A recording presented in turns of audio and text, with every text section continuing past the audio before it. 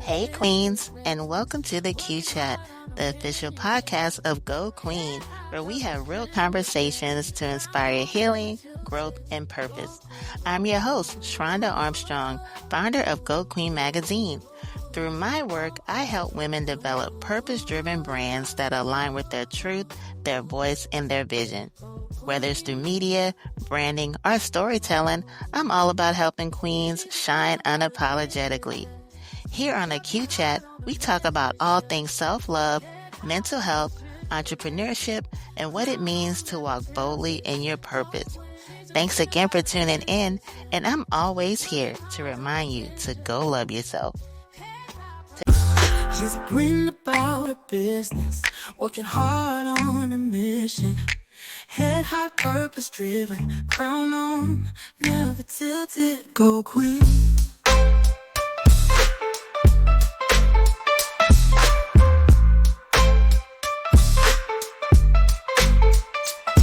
She's a queen about her business, working hard on a mission. Head high, purpose driven, crown on, never tilted. Go queen, go queen. Go queen. Go queen.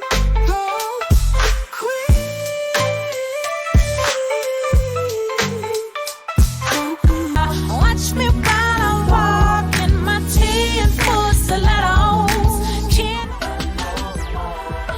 it just came to me.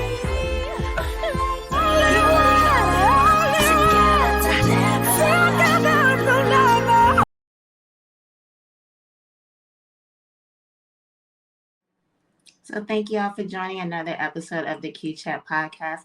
Today, my very special guest is Miss Chrisette Michele. We're all familiar with her beautiful music, and we're going to chat about healing and her upcoming tour.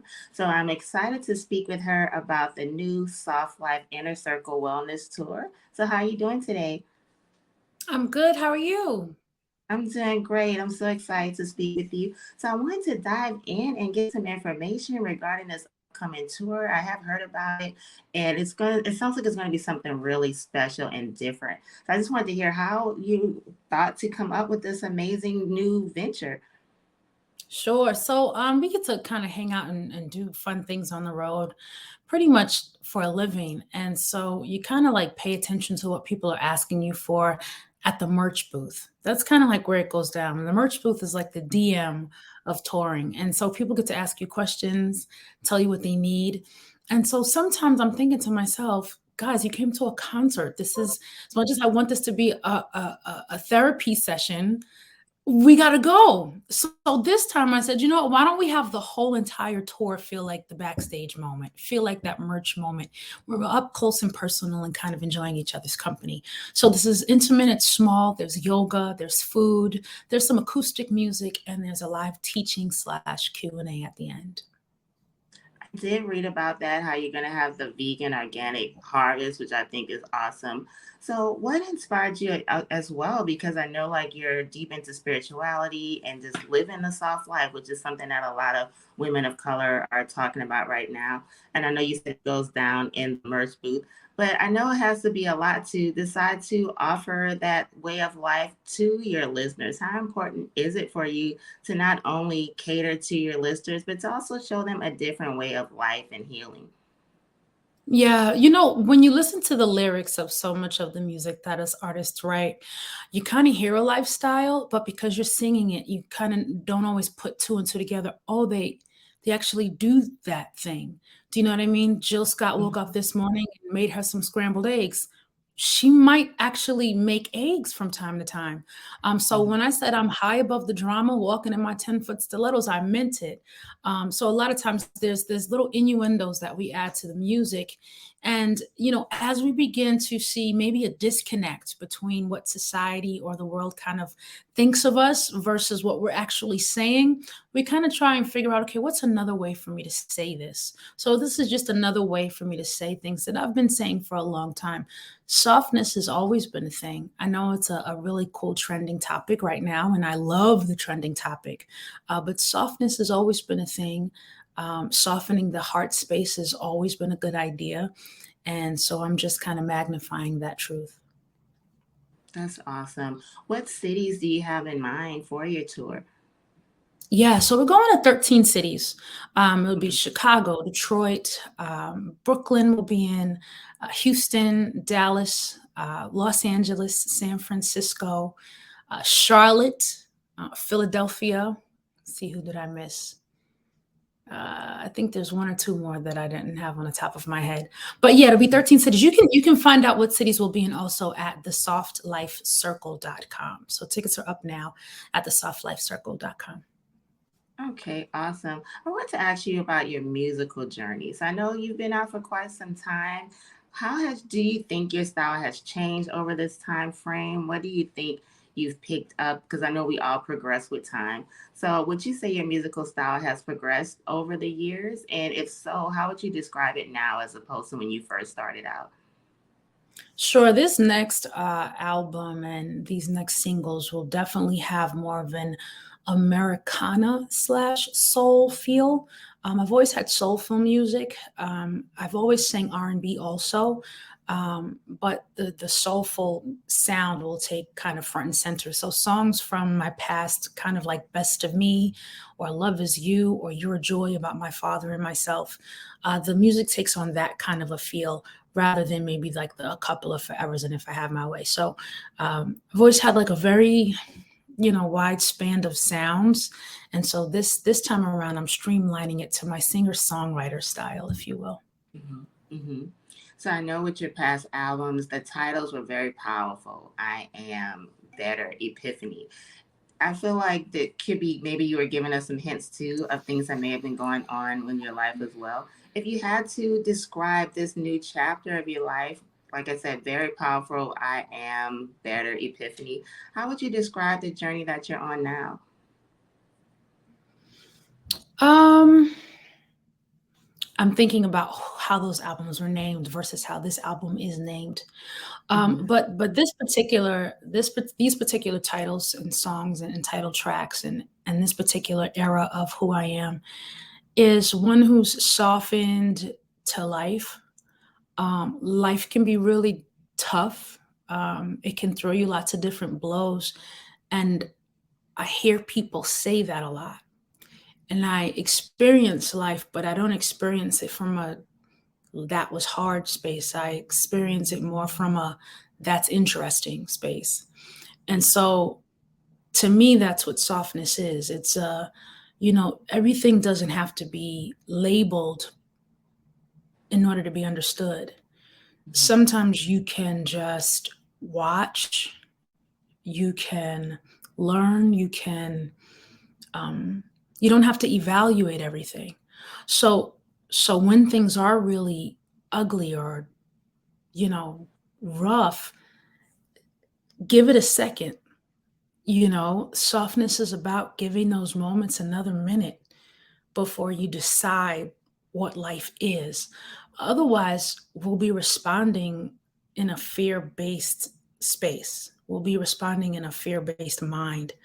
So, the soft life circle and this whole just moment for me is about kind of letting people know how I processed my life. I heard a lot of people tell me how they would process my life and what they would have done if, and how they would have handled this, and this. And a lot of hearing that kind of made me feel like, okay, maybe I'm weird. Maybe I should act a little bit more angry or act a little bit more indignant or disenfranchised. But really, I was just listening. So this is the first time in my life where I'm going to say that. You know, Hmm. I'm going to say how I really feel, how I really felt, and why I'm okay. Hmm. Do you think also part of having a soft life is also being unapologetic? I know in this time frame, it's easy for people to try and fit into molds, like you were mentioning, try to be what's popular and having this, I guess, defiance to not be labeled as weird or different. But right now, part of being soft, women are trying to be comfortable in their own skin. So do you think that's part of that soft life, just being unapologetic? Yeah, so this generation has turned the term unapologetic on its head. And so, on one side, being unapologetic means I'm going to say anything no matter how it makes somebody feel. And on the other side of being unapologetic is I'm going to be myself as long as I'm not hurting nobody. So that style of unapologetic where you're just being yourself. Do you know what I mean? Yeah. But there's this unapologetic style nowadays where you'll stab somebody and twist the knife and walk away and just say, I'm just doing me. So, it's you got to think about it. You can definitely have integrity. You can definitely be authentic, but softness is about softening to other people's experiences too, and being okay with how you might affect them. I affected people by doing things in this life that I would have never thought would have affected them that way. So even a part of apologizing or saying, you know what, I didn't mean it like that, or I'm sorry that I hurt you, comes from softening to how somebody felt about something that I did with good intentions. So yeah, unapologetic is a tough term. I hear you Yeah. fully, but Yeah. you know how us kids can be these days. Yes. Yes. I definitely. Hey, Queen. If you're loving this conversation, don't forget to subscribe, leave a review, or leave a comment, and make sure you share this episode with another queen who needs to hear it. And don't forget, if you're ready to build a purpose-driven brand, or if you want to get featured in Go Queen magazine, head over to www.goqueen.com and let's connect. Now let's get back to this episode. In my tea and full stilettos. Can't nobody. Understand. Something that I saw on your Instagram that I thought was interesting was nods to trauma therapy. So, what is your feeling on therapy right now? Mental health is something really important for us to cater to ourselves and to make sure that we're well mentally. So, what is your take on trauma therapy and how it can be beneficial? Trauma therapy is very scary. And not just because you've been through something in your adult life, but because of the things that might come up from your childhood or when you were younger. Because when you uncover that thing for the first time in, say, 10 or 12 years, you're going to feel that thing again. You're going to be upset about that thing again. But the awesome thing about trauma therapy is that you get to sit in that feeling in a safe space and figure out why you're having that feeling. And then you can reprogram your mind around that situation so that you can realize that it's not still happening. If somebody hurt you when you were 6 years old, you might still be ducking every single time somebody talks to you. Do you know what I mean? And people might say, well, why does she duck all the time? Or why does she stutter? And you didn't realize it's because you were violently treated as a kid. So you kind of got to go back to that ugly space, but then it'll help you realize why you respond to people the way you do now. So it's good for health, but it can be scary territory. I definitely can see that. With just how you cater to yourself, what are some ways that you practice self-care and also with your mental health? Because again, I just feel that mental health, of course, is extremely important. We all have a lot of healing work, for different journeys that we've all taken in life. So what does catering to your mental health look like? Lately I've been really interested in Black trauma, and trauma in the Black community, and kind of opening up that wound and taking a deep look at it. A lot of times when we talk about that type of trauma, we talk about things that are going on in society, but we don't talk about the fact that not stopped going on in society, and then we don't deal with that as individuals. We might deal with it as communities, as a city or a town, or with our in a particular area. But how are we particularly being affected by Black trauma? How is it showing up in the way that we respond to life? Are we able to walk into certain stores without anxiety? Are we comfortable making money now that we have our own entrepreneurial ideas? What parts of our lives are we sabotaging as African Americans because of trauma that's been with us for generation after generation? And how are we reassociating with success as Black kings and queens? So that's something that I've been exploring just as a part of my self-care routine. Okay, okay. Yeah. So I wanted to also ask you regarding your Soft Life tour. Are there any, if you had to say, hey, this is one of the main takeaways I would like for someone who attends to receive once they leave? What is the main takeaway and feeling that you would hope for someone to feel once they leave your Soft Life tour and that experience? I think the biggest thing is, can you be okay with silence? Um, Concert tours are usually about performance and deciding if somebody's good enough on stage. It's usually about wearing your best outfit and screaming at the top of your lungs, which is all so much fun. We all love to do that, right? Everybody's got tickets to the Janet Jackson tour. But this particular moment is a moment for kind of like stillness and silence, and to kind of like be okay with going within, even in a room full of people. Can you calm down enough to just hear yourself think? And I'm going to kind of exemplify that through some exercises we'll do together, some pranayama, some yoga, some singing, and even the way that we'll eat, so that we can just be more mindful. So yeah, the big goal for me personally, to see everybody walk away with this ability to be comfortable with silence, and then to feel like they're a part of a community. Everybody wants to feel like they're validated in some way and be affirmed. So my prayer is that everybody makes friends. That tends to happen at events like these when we do them. So Mhm. that's a big goal too, friendship. Okay, that's beautiful, very beautiful. So I also want to ask you, with your whole mission and the Soft Life tour and everything that you're doing, how would you how would you reach out to maybe someone who wants to come up in the industry right now? There's a lot of different changes in the music industry. Sometimes music can seem very generic, it's the next radio hit. But one thing that I think is great about you, that you stand your ground, you're your own person. So what advice I guess you would have for someone who may be wanting to enter the music industry to just be confident enough to stay unique? In 2023, you could ask me that question in 2012, I would have had a different answer. There is no music industry. There is no big place that you go to and say, "Excuse me, give me $1 million, I'm special." Right? In 2005, there were places like that where you walk in and say, "Excuse me, I'm special," and they would say, "Here's $1 million." And then you would be special for as long as you could until you got tired, and then you would go on to the next phase of your life. Now everybody's special. Right now, we've started to notice that everybody's got something special and unique on the inside. And now people have to be a little bit more brave about showcasing who and what they are, because everybody's doing it. And so it's an intimidating world, it's intimidating space. And as soon as you put your face, your name, your voice, your creativity out there, somebody's got something to say. So my advice is that you're special too. It's okay to know that. And you don't need validation. You don't need to walk into a building and get $1 million to be special. You already are special. Share that first and see where that takes you. I find people are going to where the money is to see if they're special.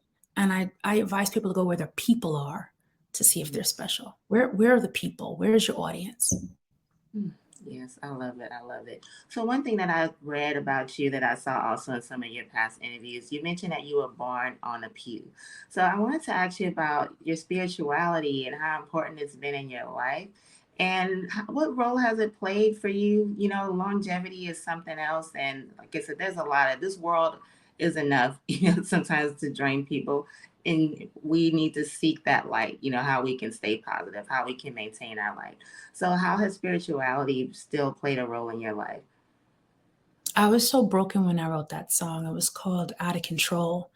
And I was trying to get the world to hear me say, I'm not a bad person. I was kind of like begging the world to hear me say, I'm not a bad person. Like, I was raised by a preacher, born on a pew. You know what I mean? Like, can you try and see that I'm not a bad person?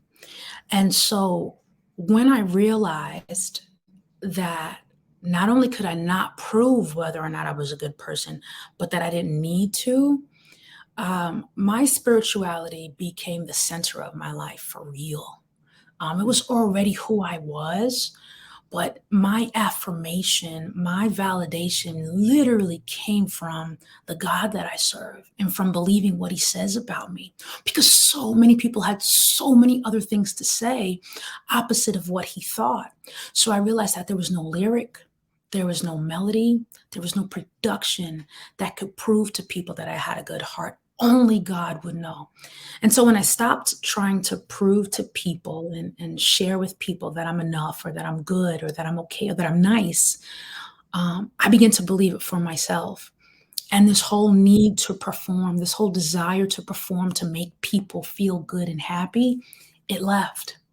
And the only person that I felt like it was necessary for me to perform for was like in my worship closet. So sooner or later, those songs became my lyrics. I went to the studio and finally began to record those songs. And that's where this new music is coming from. But long story short, that's a wonderful lyric to bring up. Nobody ever asked me about it, but it came from a broken place, a place of needing to prove. And I feel so much better now. I think we all have had broken places, but you mentioned something that's really key when we stop trying to get that validation. It's part of having peace, knowing that you're good enough no matter what anyone thinks, no matter what label the world tries to place on us as women, as individuals, as creatives. Like, that's a true source of peace. What would you say is a source of healing? How would you define healing in your life? Just coming from a broken place and getting to a center of peace right now. Like, you're about to embark on something really special. It's not going to be just a typical average tour, definitely not from what you described. So how would you label, well, I don't want to use the term label. How would you describe peace right now and healing? Sure. People say, oh, I have a regenerated heart or I have a renewed heart. And that's one thing. It's really nice to, go up to the altar and say, it's me, oh Lord, here I stand. Right. But a lot of times we go home and we don't take out the time to sit and listen to the new heart. And we keep reacting from our old heart. We keep reacting from, the old person that we were or that we went to repent about. So for me, healing is the ability to get quiet enough to hear that new heart that you went up to the altar and got. That's what healing is all about for me. And then kind of as you begin to hear it, like I always tell like any of my students or anybody I mentor, like go out there and embarrass yourself. Do you know what I mean? Like if something is coming over you to be nice to people, go to Starbucks and test it out. Like buy somebody a coffee, see how it feels. It's going to be awkward at first. So on Instagram, a lot of my blabbering on Instagram is about me like just like trying out this new heart on the world and seeing what happens. That's what healing is for me. Beautiful. Right now, what would you say could be maybe some tips on how we can remain positive? We live in a social media world. We live in a world where there's a lot of violence. It could be so easy to just feel, I guess, to a space where we don't know, where it's dark, where we're struggling to just find a way to be happy. And I know it sounds maybe facetious sometimes when people want to throw out positivity, but I just think it's so needed right now for us to be positive, to have some love in our heart, because if we don't have positivity, we really have nothing. So, what would be some of your tips or maybe some keys for us to just stay positive right now? So I have two answers, right? One answer is not nice. Mm-hmm. And one answer is what they call toxic positivity. Which one do you Mm-hmm. want? You know what? You can lay them both on us. Toxic positivity is almost gaslighting. It's Mm-hmm. like deciding that no matter what's actually happening, I'm going to say something else is happening, and then I won't deal with what's actually happening. Mm-hmm. And this world is difficult, and there's so much ugliness going on, and I have to acknowledge it. And then I want to feel okay. I want to feel like everything's going to be all right. So then there's this other thing called radical acceptance, which is, can I take a look at this world? Can I take inventory of what's going on? Can I take a deep breath, notice it, say what it is, and then still exist here as I am? I think positivity is about existing anyway. Existing anyway. It's not easy to look at all of this, but if I just exist anyway, if I could just be. Do you know how many of us are not just being? And we're trying to combat the noise and we're trying to cut through all these sounds. If you're still, even with all that's going on, you still are you. We internalize all of the mayhem that's going on. And so we don't even know that we're still ourselves. We're still beautiful in this ugly world. So that's what's positive. What's positive is that you exist and there's gratitude there. Mm. So we have to find that. Yeah, I definitely think gratitude is key in just loving ourselves. And I do agree with just with toxic positivity. I definitely agree with the whole gaslighting. Like, I think sometimes there's I don't want to say a negative side, but there's the flip of the coin side of positivity, like you said, where you're not allowed to acknowledge, hey, this situation may suck right now. This is not a Because happy time. this is crap. You know, there was a joke. All of my friends, we used to joke because you weren't allowed to say canceled around me. It was like my trigger. Oh God, I'm having a heart attack. I don't say that word cancel. I've been through so much. You know. Yeah. And my friends would say, oh, Chrissy, you aren't canceled. And they thought that was a nice thing to say. They were trying to soothe my whatever I'd been through. Yeah. And I would have to stop and say, it doesn't make you any more my friend to lie to me. Mm. It doesn't make you any more my friend not to see me, see what I've gone through. We don't have to talk about it. We don't even have to be upset about it. But if you don't acknowledge that it happened, then I now feel crazy because now I'm responding to a life that happened and nobody's there to hold my hand. You know, so once we can exist, then we can start to hold people's hands. Then we can be in this thing together. We can exist together. That's what the Soft Life Circle is all about. It's about being like, girl, this is crazy out here in these streets, you know, but let's breathe together. Let's hold hands and get through it. We'll be all right. Yes. So my final question, I do want to ask you something that's really important to me. It is self-love. Obviously, we've had this conversation this whole time. Everything we've touched on relates to self-love and loving ourselves in the moment, knowing that we're enough, loving ourselves no matter what the circumstances is. So how would you define self-love and what role has it played in this amazing journey of healing that you're on right now? You know, I do this thing where I put one hand on my heart and one hand on my belly whenever life like freaks me out and tells me I don't deserve good things. Mm. And I just look at the thing and I agree that I deserve it. I take a deep breath in and I exhale. And then I look at the kid in me that, you know, may have gone through something traumatic that just felt like she didn't deserve what I have now. And I tell her that she's okay and that she deserves it too. That's one of my little latest things that I do. It's just, I deserve that, you know, delicious veggie burger.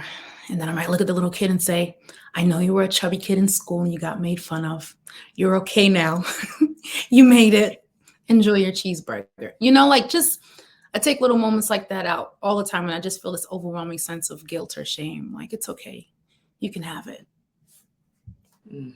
Thank you so much for that wonderful answer and also just with your transparency and your warmness with this conversation. Before we end everything, can you tell everyone just again, how they can learn more about this upcoming tour and what's next for you? Sure. It's the softlifecircle.com is where you can go to get tickets. We'll be in 13 cities, very small gatherings, but you can go there to get tickets.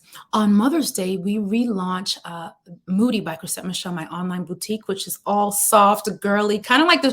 We have two shirts, kind of like yours with poof sleeves, no, just feminine overload. It's a lot. And we go from sizes small to 3X, so everybody will have some fun there. And then new music. My first single is coming out this July in a long time. It's called Home, and I can't wait to share it with y'all. So that's what's coming up in Chrisette Michele's world. You can go to ChrisetteMichelle'sworld.com for all my other spot dates and to see me again soon in New Orleans outside of the Soft Life Tour. Awesome. I'll definitely have to check you out. New Orleans is my hometown. Thank you again for your time. And I just really appreciate the positive energy that you brought to this conversation. Again, anyone viewing, just remember you are enough and it is okay to not be okay. Everything that's broken, look, this is part of life. You can be positive, but you can also be okay in the moment. You don't have to deny your feelings. You can accept your feelings and still have some gratitude, but don't ever water down your feelings. It's okay to not be okay, and you are enough and you're valuable no matter what path that you're on right now. Just remember that. So thank you guys for tuning in to the Go Queen brand sponsored the Q Chat. Make sure you go love yourself, go love yourself, go love yourself. You can find this interview and more www.goqueen.com. She's a queen about her business.